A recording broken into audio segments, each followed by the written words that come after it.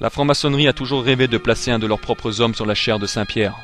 Eh bien, elle croyait être parvenue à son objectif lorsqu'Angelo Roncalli émergea du conclave de 1958 en se faisant appeler Jean XXIII. Exposons brièvement certaines informations indiquant qu'Angelo Roncalli, Jean XXIII, était franc-maçon et était loué par des francs-maçons de haut degré du monde entier. Le grand maître de la loge du Grand Orient d'Italie a déclaré dans une interview au magazine Trenta Giorni: quant à cela, il semble que Jean XXIII fut initié dans une loge maçonnique à Paris et qu'il participa aux travaux des ateliers d'Istanbul. Maribol Martinez était membre accrédité du groupe de presse au Vatican. Ses écrits mentionnent que des Français de la garde républicaine ont observé depuis leur poste le nonce Roncalli quitter en civil sa résidence pour assister aux réunions du jeudi soir de la loge maçonnique du Grand Orient de France. Le franc-maçon de haut degré, Karl Jacob Burckhardt, a écrit: je connaissais très bien le cardinal Roncalli. C'était un déiste et un rationaliste dont la force ne résidait pas dans la capacité de croire au miracle et à la vénération du sacré. Lorsqu'Angelo Roncalli fut élevé au poste de soi-disant cardinal, il insista de recevoir le chapeau de cardinal de Vincent Auriol, le célèbre socialiste anticlérical et athée, président de France. Roncalli le décrivait comme étant un socialiste honnête. Aux fonctions sociales de Paris, Roncalli sociabilisait fréquemment avec l'ambassadeur soviétique, même si le gouvernement russe menait sa politique d'avant-guerre par l'extermination brutale de catholiques en Russie. Roncalli était aussi connu comme étant l'ami et le confident d'Édouard Herriot, secrétaire du Parti radical socialiste anticatholique de France. Jean XXIII, Pacem in Terris, 11 avril 1963. Chacun a le droit d'honorer Dieu suivant la juste règle de la conscience et de professer sa religion dans la vie privée et publique.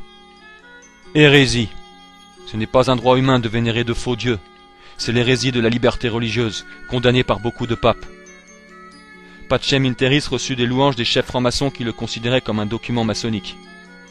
L'organe officiel du suprême conseil du 33e degré du rite écossais des francs-maçons de Mexico déclarait dans son bulletin du 19 mai 1963 : la lumière du grand architecte de l'univers illumine le Vatican. Dans les pays démocratiques et communistes, Pacem in Terris est universellement loué. L'encyclique Pacem in Terris est une déclaration vigoureuse de la doctrine maçonnique. Nous n'hésitons pas à recommander sa lecture réfléchie. Dans un livre publié par le chevalier templier franc-maçon, on y lit: la direction de nos actions, continuation de l'œuvre de Jean XXIII chez tous ceux qui l'ont suivi dans la voie de l'universalité templière. Le franc-maçon du 33e degré, Yves Marsaudon, a dit de Jean XXIII: de tous nos cœurs, nous soutenons la révolution de Jean XXIII.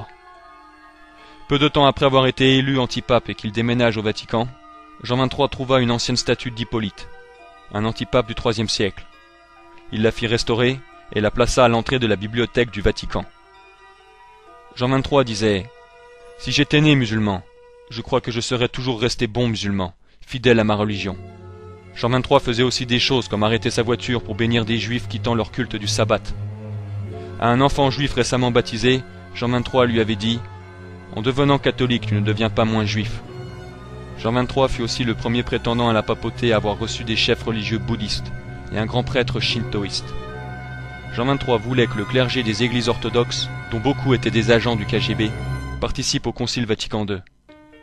Les orthodoxes déclaraient que certains de leurs membres ne seraient présents qu'à condition qu'il n'y ait aucune condamnation du communisme à Vatican II. Jean XXIII accepta le chantage de ne pas condamner le communisme à Vatican II. Donc les schismatiques orientaux assistèrent au concile. On appela cette affaire l'accord Vatican-Moscou. Après la mort de Jean XXIII, de nombreux documents communistes, francs-maçons et juifs furent envoyés au Vatican, exprimant leurs regrets pour la mort de Jean XXIII. Des gens comme Fidel Castro et Nikita Khrouchtchev avaient envoyé des messages de louanges et de condoléances. Charles Riandi était un souverain grand maître des sociétés secrètes.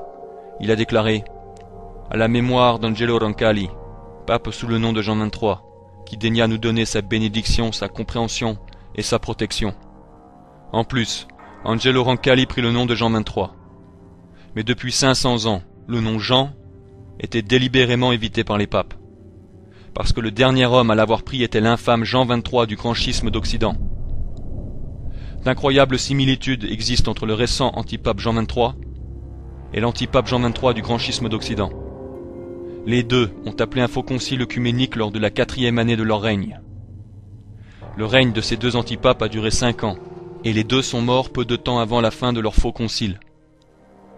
Pour nous, ces similitudes ne sont pas juste de simples coïncidences.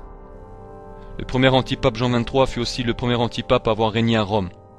Est-ce qu'Angelo Roncalli, le récent antipape Jean XXIII, en ayant pris ce nom, est-ce qu'il indiquait symboliquement qu'il continuait dans la lignée des antipapes de régner depuis Rome ?